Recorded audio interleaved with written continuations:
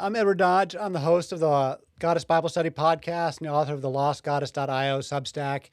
And on Goddess Bible Study, we are pursuing some very interesting and different philosophical ideas. At heart, we're talking about how the Bible and that monotheism was fundamentally a divorce of the mother goddess. But this represents a deeper philosophical tradition that we see in other cultures around the world, but not seen in the West, where I think we are constrained by the current set of philosophical ideas. And I'd like to expand. I'd like to expand the set. I'd like to expand the philosophical conversation.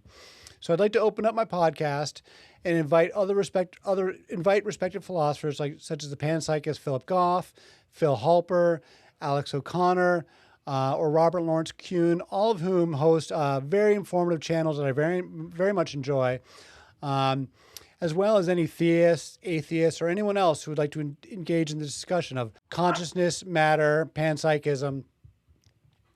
Because I'm going to make an argument that we need to take dualism more seriously. Not simply the substance dualism of David Chalmers, who's a materialist, or the mechanical dualism of Descartes, or the hierarchical dualism of Plato, all of which are conceptually asymmetric with one side privileged. But the idea that the cosmos is fundamentally a dyad and not a monad, with two active principles of mind and matter that come together to create reality. And this is a concept that is seen in Hinduism and the Hindu model of Shiva-Shakti, which is where I'm gathering most of my philosophy, or the Egyptian model of Isis and Osiris, which is the pagan model I'm applying to Goddess Bible Study relevant to that time period. I'm going to make the case for duotheism, that both God and Goddess must be reconciled to create a coherent model of the cosmos, similar in some respects, but not all, to Alfred North Whitehead's dipolar God. The current zeitgeist and consciousness that we have here in the West generally sticks to one of two positions. Scientific materialism, which is the main Enlightenment model, or physicalism, holds that we live in a purely material world where consciousness emerges as a product of evolution and complex biology. There's no spiritual realm, God, or a soul, and most religious belief is largely superstition. Materialism is fundamentally atheist, and this has been the dominant mode of thought, especially in recent years, in Western scientific education. This is what you get taught in any elite university or the Ivy League. Scientific materialism, that's the model. The usual alternative is idealism, that matter arises from mind, and that consciousness is the fundamental substrate of reality. This is the panpsychist model that Philip Goff approaches, and it's also the monotheist worldview, in which one true God creates the material world. This is the typical position for Christians and Muslims who describe an omnipotent and all-knowing God who created the universe. Creation ex nihilo, they call it. Creation out of nothing, that the mind created the material world.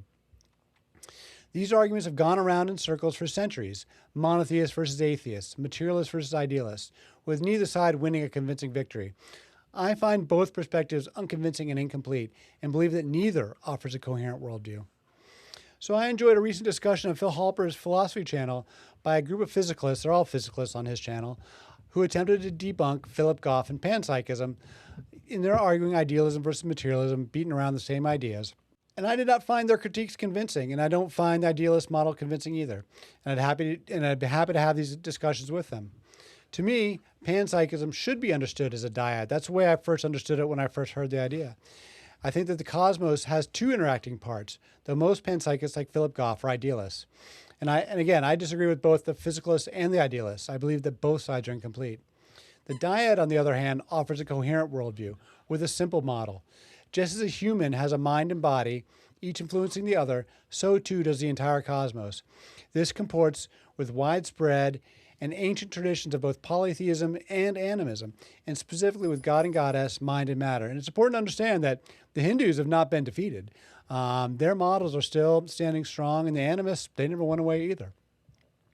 So in Goddess traditions, which are all over the world, the Mother Goddess is the material world, Mother Nature, Mother Earth, while God the Father is immaterial. He is the mind, the source of ideas, the creator. Mother is matter. This is an important philosophical concept. The mother is the material world. Mother is matter. The words share the same Latin root, mater, which comes from the Latin magna mater, which was the title, Great Mother, given to Cybele, one of the great Roman mother goddesses. So the terms God and Goddess are poetic symbols. We don't need to be literalist about them. These are poetic symbols. We could just as easily say mind and matter or find some other terms, but gods provide more avenues for storytelling, and these ideas have a lot of traction and been around for a long time, and it's easier to remember a story than a theory. The Hindu principle of Shiva-Shakti describes this dyad in detail. This view is ancient, having survived millennia of philosophical debate and violent rejection by Muslim and Christian monotheists alike. Yet the ideas remain standing, as strong as ever. In this worldview, Shiva is pure, eternal source consciousness, permeating the cosmos, neither created nor destroyed. Shakti is source matter, chaotic and formless in a raw state, yet fundamentally circular, the eternal cycle of creation and destruction. That makes her the most powerful force in the cosmos, because everything that he creates, she destroys, which is why the monotheists got rid of the mother goddess. In Hindu terms, Shakti is the mass, energy, and physics of material science, endlessly cycling. It's important to recognize that the Hindus have no problem with Western and material science. There is no contradiction in Shakti with the science, because Shakti absorbs and contains inside of it all of the notions of physics and chemistry. They're all contained within Shakti. But she is circular, and that is critical. That is a critical distinction from Western thought, which leans towards linear thinking. We have linear time, a linear calendar. The Big Bang is a linear model. These other cultures have circular models, and I think that is critically important. So as a general rule, Hindus present their deities in male-female pairs. The female is Shakti, and every goddess is drawn from the same source.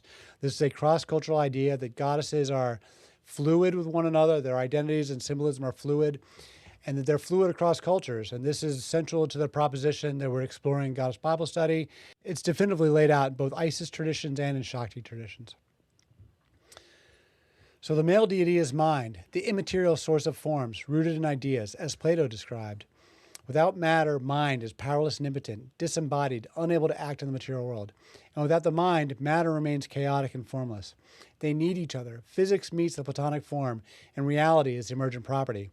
God is the creator, goddess is the raw material. She is the chaotic waters of creation in Genesis 1, which is also seen in Egypt, India, and Mesopotamia, where the source mother goddess is the great salt waters, or the waters of creation. Everything he creates, she ultimately destroys. Both are active. Both have power and authority of their own. Together they form an axis, like a cosmic hurricane spinning around an infinite column of fire, expanding and contracting through the eons in circular time. This is precisely how the Hindus describe Shiva-Shakti, and this is what the Hindu lingam and yoni model represents. The Maya measure time. Most indigenous people measure time in circular terms, and so do the Hindus, but not us in the West. God is linear and hierarchical, bringing centralized authority. Goddess is circular and horizontal, bringing decentralized cooperation. They join to create the whole.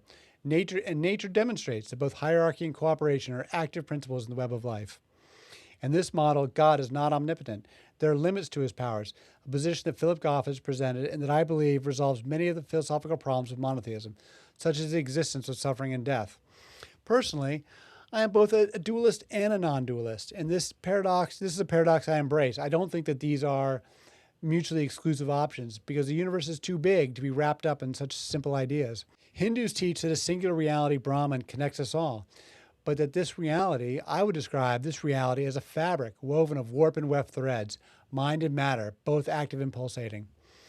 So, mind and matter, God and goddess. These are the ideas we're exploring in Goddess Bible Study, and also how the divorce of the mother goddess was critical in arriving at monotheism. So these are ideas I want to explore with other folks, beyond the great folks I've got on my channel right now. Check out the lostgoddess.io Substack and Goddess Bible Study podcast on YouTube and Spotify.